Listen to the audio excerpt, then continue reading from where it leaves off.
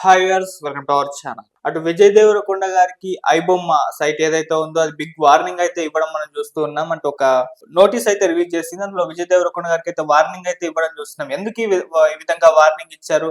గతంలో కూడా ఐబొమ్మ వాళ్ళు ఈ తరహానే బిహేవ్ చేయడం చూస్తున్నాం. అంటే ఇటు సినిమా ఇండస్ట్రీ వాళ్ళు ఐబొమ్మపై ఒక యుద్ధం ప్రకటిస్తే, అంటే సినిమాలు రిలీజ్ అయిన రోజే పెట్టేస్తున్నారు సైట్ లో, సినిమా ఇండస్ట్రీని దెబ్బతీస్తున్నారని వాళ్ళు ఒక వైపున మొత్తుకుంటూ ఉంటే, ఇటు ఐబొమ్మ వాళ్ళేమో సినిమా ఇండస్ట్రీకే వార్నింగ్ ఇవ్వడం మనం చూస్తున్నాం. అసలు ఏం జరుగుతుంది? మరి ఇప్పుడు ఏం జరిగింది? ఐబొమ్మకు విజయ్ దేవరకొండకి మధ్య ఏం జరిగింది? ఇప్పుడు ఇదే అంశం మీద డిస్కస్ చేయడానికి మాతో పాటు మా జర్నలిస్ట్ వీర్ని శ్రీనివాస్ గారు ఉన్నారు. వారిని అడిగి దీని గురించి అయితే కంప్లీట్ గా డీటెయిల్ గా తెలుసుకునే ప్రయత్నం అయితే చేద్దాం. Sir hi sir. Hi. So iBomma versus Vijay Deverakonda, so ఒక నోటీస్ రిలీజ్ చేసింది. అందులో విజయ్ దేవరకొండ గారికి వార్నింగ్ ఇస్తూ ఉండడం చూస్తున్నాం. అంటే విజయ్ దేవరకొండ గారు ఒకరికి కాకుండా ఆ టీం కనుకోవచ్చు, కింగ్డమ్ సినిమా కనుకోవచ్చు. సో ఏం జరిగింది? ఎందుకు ఈ గొడవ? అంటే ఇప్పుడు ఐబొమ్మ అన్నది మనకు తెలుసు. సినిమా రిలీజ్ అయినట్టే మంచి క్వాలిటీతో సినిమాని పెట్టేస్తుంది. జనం కూడా ఫ్రీగా వస్తుందంటే చూడడానికి ఎగబడతారు. అలాగే ఈ ఐబొమ్మ నుంచి వస్తుందని తెలిసి చాలా వరకు ఫ్రీగా చూడడానికి కొంతమంది నెటిజన్స్ చూస్తున్నారు. అయితే ఇలా చేయడం వల్ల ఎక్కువగా ఈ స్టార్ హీరో సినిమాలకి, ఏ మీడియం రేంజ్ సినిమా ఒక సినిమా కదా, ఏ సినిమాకైనా ఇలా చాలా నష్టమే అని చెప్పచ్చు. అయితే ఇప్పుడు ఏం జరిగిందంటే, జనరల్ ఇటువంటి సైట్స్ కొంతమంది ఏం చేస్తారంటే, కొంతమంది ప్రొడ్యూసర్స్ కానీ కొంతమంది ఏజెంట్స్ ని కాంటాక్ట్ అవుతారు, లేదా కొన్ని ఏజెన్సీస్ ప్రొడ్యూసర్స్ కాంటాక్ట్ అవుతారు. ఏమని అంటే, మీ సినిమా కొత్త సినిమా రిలీజ్ అవుతుంది, మాకు కనుక మీరు ఎంత అమౌంట్ కానీ ఇస్తే ఇలాంటి ఎక్కడ లీక్ అవ్వకుండా, ఒకవేళ లీక్ అయినా వెంటనే తీసేస్తాం అది, దానికి మాకు ఎంత అమౌంట్ ఇవ్వండి. కొన్ని ఏజెన్సీలు ప్రొడ్యూసర్స్ కాంటాక్ట్ అవుతాయి, లేదా కొంతమంది ప్రొడ్యూసర్స్ ఆర్గనైజేషన్తో పరిచయం ఉంటే వాళ్ళు కాంటాక్ట్ చేస్తారు, సమ్ అమౌంట్ ఇస్తుంటారు. అయితే ఇందులో వాళ్ళు ఏంటంటే కొన్ని సైట్లని తీస్తున్నారు, కొన్ని తీయట్లేదు. వాళ్ళు అంటే వాళ్ళకి వచ్చిన అమౌంట్ని బట్టో లేదో వాళ్ళు కొన్ని వాటిని తీస్తున్నారు, కొన్ని తీయట్లేదు.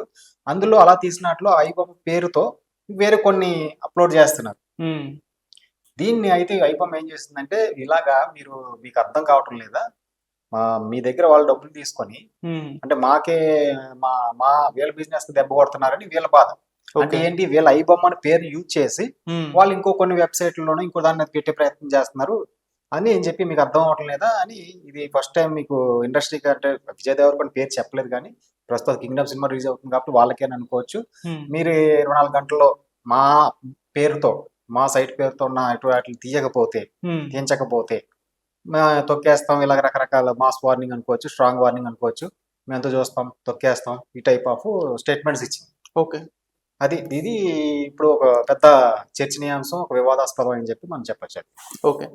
అండ్ ఇప్పుడు దీనికి ఏమన్నా మూవీ టీం నుంచి ఏమన్నా రెస్పాండ్ అయ్యారా? వీళ్ళు ఏమైనా ఈ ఐబొమ్మకు వార్నింగ్ ఇచ్చే ప్రయత్నం ఏమన్నా చేశారా? అంటే ఐబొమ్మ ఇచ్చిన వార్నింగ్, ఐబొమ్మ పేరుతో వార్నింగ్ అని వచ్చింది. నిజంగా అసలు ఐబొమ్మ ఎక్కడ ఉంది? నిజంగా వాళ్ళే ఇచ్చారా, లేకపోతే వాళ్ళ పేరుతో ఇంకొకరు ఇచ్చారా? అది వెనకాల ఏం జరుగుతుందో క్లారిటీ లేదు. అయితే ఇంకా ప్రొడ్యూసర్స్ వాళ్ళు కూడా అంతా దీన్ని సీరియస్ గా తీసుకుని చేస్తున్నారు, ప్రయత్నాలు జరుగుతున్నాయని మనం వింటున్నాం. కానీ ముందుగా మరి ఏం జరుగుతుందని ఇంకా చూడాలి విషయం. ఓకే. అండ్ ఇంకో విషయానికి వచ్చేసరికి, ఇప్పుడు ఐబొమ్మ సినిమా రిలీజ్ అయిన రోజే ఫుటేజ్ పెట్టేస్తూ ఉంటుంది వాళ్ళ సైట్ లో. సో ఇప్పుడు నిజంగా అది ఏదైతే పెట్టారో అది ఫుల్ క్లారిటీ ఉండదు, జస్ట్ డివిడి స్క్రీన్ అయితే పెట్టేస్తుంటుంది, ఓటీటీ రిలీజ్ అయినప్పుడు హెచ్డి పెట్టేస్తుంటుంది అదే రోజు. ఇప్పుడు దీని వలన నిజంగా ఇప్పుడు సినిమాల పైన ప్రభావం చూపిస్తుందా? సినిమా ఫెయిల్యూర్ కు ఈ ఐబొమ్మ కూడా ఒక కారణం అవుతుందా? దాని ఇంపాక్ట్ ఏ విధంగా ఉంటుంది? ఖచ్చితంగా ఉంటుంది. జనరల్ గా ఎంతకు మనం చెప్పుకున్నట్టు, ఫ్రీగా వస్తుందంటే హాయిగా ఇంటి టైం సేవ్ అవుతుంది, మనీ సేవ్ అవుతుంది, వేరే పని చేసుకుంటూ కూడా అప్పుడప్పుడు సినిమా చూసేయచ్చు, వెంటనే డౌన్లోడ్ చేసుకుంటున్నారు. జనరల్గా అందులో అలా చూడడం కానీ డౌన్లోడ్ చేసుకుని ఇలా ఎప్పుడు ఫ్రీ ఉంటే అప్పుడు చూడడం అన్నది. జనరల్ అంటే స్టార్ హీరో సినిమాకు వచ్చిన రోజే అభిమానులు థియేటర్లో చూడాలనుకుంటారు. అది స్టార్ హీరో సినిమాలు పెద్ద హిట్ అయితే పెద్ద ప్రాబ్లం, పెద్ద ఎఫెక్ట్ ఉండకపోవచ్చు, కానీ మిడ్ రేంజ్ హీరోలు కానీ ఆ సినిమాకి, పెద్ద స్టార్ హీరో సినిమాకి ఏమాత్రం డివైడ్ టాక్ వచ్చినా వాళ్ళు ఇక్కడ చూసేసుకుందాంలే, కథ ఏంటో ఎవరికి తెలిసిపోద్ది కాబట్టి అని ఖచ్చితంగా దాని ఎఫెక్ట్ ఖచ్చితంగా ఉంటుంది. అందువల్ల ఇది ఇండస్ట్రీ మీద కానీ సినిమా వాళ్ళ మీద పెద్ద ప్రభావమే చూపిస్తుందని చెప్పొచ్చు, నష్టం కలిగిస్తుంది ఖచ్చితంగా. ఓకే. అంటే అందరి హీరోల సినిమాలకైనా, లేకుంటే ఇప్పుడు స్టార్ హీరోల సినిమాలు ఖచ్చితంగా ఆడియన్స్ థియేటర్కి వెళ్ళి చూడాలని, థియేటర్ ఎక్స్పీరియన్స్ వాళ్ళు పొందాలని చెప్పేసి చూస్తుంటారు. అంటే వాళ్ళ సినిమా కూడా 2 సంవత్సరాలకు ఒకసారి వస్తూ ఉంటాయి కాబట్టి, సో ఆడియన్స్ ఈగర్ గా వెయిట్ చేస్తుంటారు. సో అటువంటి స్టార్ హీరో సినిమాలకు ఐబొమ్మ పెద్ద ఇంపాక్ట్ చూపించదన్న అభిప్రాయాలు కూడా వ్యక్తం అవుతున్నాయి. అంటే స్టార్ హీరో సినిమాలు థియేటర్లో చూడాలనుకుంటారు కానీ ఐబొమ్మలు ఎందుకు చూడాలనుకుంటారు? అంటే అది కొంతమంది పని వల్ల కుదరకపోవచ్చు. అంటే ఇప్పుడు స్టార్ హీరో సినిమాని అది ఐబొమ్మ లేకపోతే అది Hmm. హిట్ అయినా యావరేజ్ అయినా ఫ్లాప్ అయినా కొన్ని థియేటర్కి వెళ్ళి చూడాలనుకుంటారు. ఓకే. అదే ఏమాత్రం నెగిటివ్ టాక్ వచ్చింది అనుకో ఇక్కడ చూద్దాం అనుకుంటారు కదా, ఓకే. దాని ప్రభావం వాళ్ళకి ఖచ్చితంగా ఉంటుంది. దాని Hmm. ప్రభావం ఇక్కడ చూస్తాం అనుకుంటారు, మనీ సేవ్ అవుద్ది. ఇదేనే కాదు, ఇది స్టార్ సినిమా ఓటీటీలో వచ్చే సినిమాలు ఇది ఇండస్ట్రీలోనే ఈ ప్రొడ్యూసర్స్ కే కాదు, ఓటీటీకి కూడా దెబ్బే దీనివల్ల. ఓటీటీలో వచ్చే సినిమాకి మంచి క్వాలిటీతో పెట్టేస్తున్నాయి. అవును. అది ఇప్పుడు అలాంటప్పుడు ఓటీటీలోకి ఎందుకు వెళ్తారు మనం? ఓటీటీ సబ్స్క్రైబర్స్ వాళ్ళు ఎందుకు పెరుగుతారు? ఓటీటీకి వెళ్ళిన అవసరం లేదు, థియేటర్కి వెళ్ళిన అవసరం లేదు, దీన్ని డౌన్లోడ్ చేసుకుంటే సరిపోద్ది కదా అనే అందువల్ల ఇది ఓటీటీకి అటు వీళ్ళకి ప్రొడ్యూసర్స్ కి ఇండస్ట్రీకి అందరికి కూడా ఒక నష్టమే కలిగిస్తుందని చెప్పొచ్చు. మరి అటువంటి ఐబొమ్మని ఇప్పటి వరకు ఎందుకు అరికట్టలేకపోతున్నారు?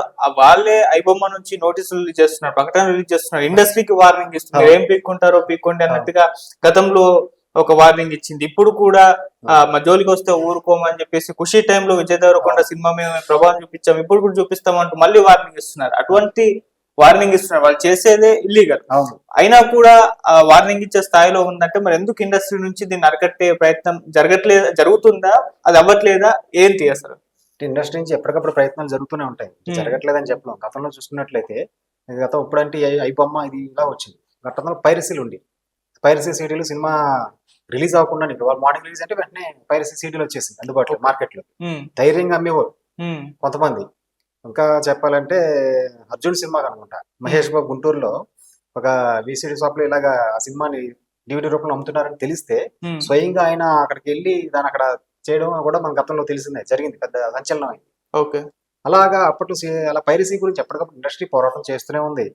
ఒక ప్రొడ్యూసర్ అయితే అమర దీక్ష చేయడం, దీని గురించి అప్పుడు గవర్నమెంట్లు అందరూ కూడా కదిలి వచ్చి మేము దీనికి కఠిన నిర్ణయాలు తీసుకుంటామని చెప్పడం, ఇవన్నీ ఎప్పటికప్పుడు జరుగుతూనే ఉన్నాయి. ఇది టెక్నాలజీ మారే కొద్ది అప్పటికప్పుడు ఇలాగ రూపాంతరం చెందుతుంది, ఇప్పుడు ఐబొమ్మ ఈ రూపంలోకి వచ్చింది.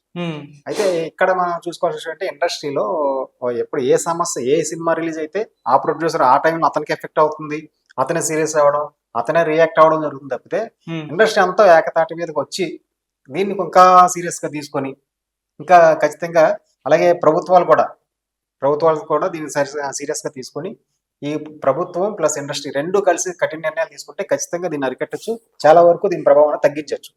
ఒక యూనిటీ అన్నది రావాలి ఇండస్ట్రీలో. ఏ సినిమా రిలీజ్ అయితే ఆ హీరోకి ఆ ప్రొడ్యూసరే ఆ డైరెక్టరే మా సినిమాకి ఇలాగ ఇబ్బంది జరిగిందని అతనే సీరియస్ అవ్వడం, అతనే రియాక్ట్ అవ్వడం కాకుండా అది మా ప్రతి ఒక్కరికి జరుగుతుంది కాబట్టి అందరూ కూడా దీన్ని చాలా పెద్ద ప్రాబ్లం గా తీసుకోవాలి, ఏకతాటి మీదకి రావాలి, కఠిన నిర్ణయాలు తీసుకోవాలి, ప్రభుత్వాన్ని కాంటాక్ట్ చేయాలి, ప్రభుత్వం సపోర్ట్ తోటి ముందుకు వెళ్తే మాత్రం ఖచ్చితంగా దీన్ని అరికట్టచ్చు. Okay sir, thank you. And ఇది మరి ఐబొమ్మ వర్సెస్ విజయ్ దేవరకొండ అంటే సినిమా రిలీజ్ అయిన టైంలో ఇప్పుడు ఐబొమ్మ వాళ్ళు ఏదైతే కొద్దిగా వార్నింగ్ ఇచ్చారో అది హాట్ టాపిక్ గా మారిపోవడం చూస్తాం. అంటే ఐబొమ్మ లాంటి ఒక సైట్ కూడా సినిమా ఇండస్ట్రీకి వార్నింగ్ ఇచ్చే స్థాయికి వెళ్ళిపోయిందా అంటూ కూడా నెటిజన్స్ నుంచి విమర్శలు వస్తున్నాయి. ఎందుకంటే వాళ్ళు చేసేదే ఒక ఇల్లీగల్, వాళ్ళు ఏం సినిమా కొనరు, ఉన్న సినిమాని వాళ్ళకి ఎంతో డబ్బులు పెట్టి తీసిన సినిమాని అలా ఇల్లీగల్ గా వాళ్ళ సైట్లలో రిలీజ్ చేసి విడుదల చేస్తున్నారు, ఆ సినిమా మీద ప్రభావం చూపిస్తూ ఉన్నారు. సో అటువంటి సైట్ కూడా ఇప్పుడు వార్నింగ్లు ఇచ్చేస్తుంది. మరి దీన్ని అరికట్టాల్సిన అవసరం ఉందని అంటున్నారు. సో ముఖ్యంగా సినిమా ఇండస్ట్రీ, ప్రభుత్వం ఈ రెండూ కలగలిసి దీనిపైన ఒక యుద్ధం చేస్తే తప్పితే అరిగట్లేమని చెప్పేసి కూడా చెప్తున్నారు. మరి ఇప్పుడు ఆ ప్రయత్నం ఏమన్నా జరుగుతుందా లేదా, మరి ఐబొమ్మ లాంటి సైట్ ఏదైతే బ్యాన్ చేసే అవకాశం ఉందా లేదా అని చెప్పేసి మనం వెయిట్ చేసి చూడాలి. మరి ఇండస్ట్రీ నుంచి, ప్రభుత్వం వైపు నుంచి దీనిపైన ఎటువంటి చర్యలు తీసుకుంటారని కూడా మనం వెయిట్ చేసి చూడాల్సిన అవసరం అయితే ఉంది. Thank you so much.